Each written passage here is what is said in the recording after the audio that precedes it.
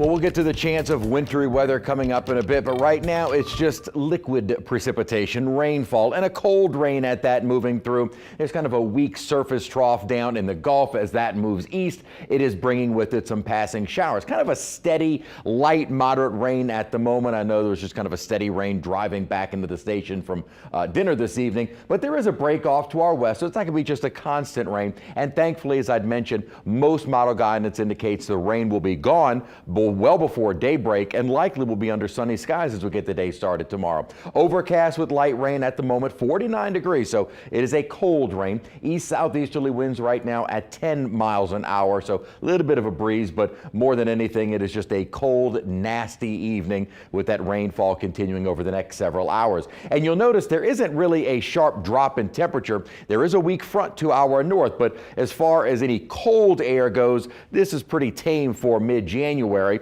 Cold with the teens up across the Ohio Valley, but really that air mass is not coming south. We've got this weak upper trough that'll sweep through, kind of clear us of our clouds early tomorrow. That's why we're expecting a little more sunshine, but we're still going to have this kind of west or southwesterly flow in place. So clouds will start working their way back in pretty quickly, but kind of a mix of sun and clouds expected over the next several days. What that front is going to do is not much. It'll move through, help to clear us out a bit, but temperatures during the day tomorrow still in the mid-50s. We'll have a chilly morning in the 40s and then highs into the mid-50s. A little chillier as we get into our Friday to start, but warmer, or I should say milder, as we get into Friday afternoon, as we will start to see more of an onshore wind. Now, coastal waters are pretty chilly, but we're going to start to see us back into the lower 60s, if nothing else, by Friday, mid-upper 60s by Saturday. Also with it on Saturday, a chance for some showers, maybe a little bit of late rainfall here on Friday, and then kind of well out ahead of the front.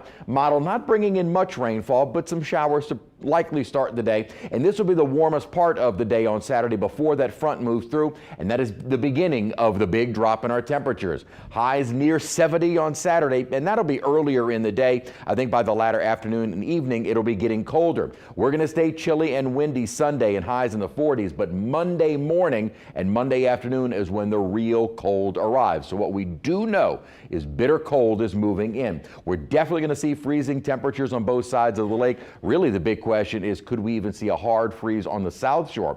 And the possibility of wintry weather. Again, what we do know is that cold air that is currently over northern Greenland, the North Pole, is going to be shifted south because of this big polar vortex. It'll be centered right over Hudson's Bay and forcing that cold air into the northern tier states. Now, as it does so, that frigid air mass is not terribly far north of us, but as that cold air is moving in, could we see some overrunning moisture at the same time? We'll talk about that in a second.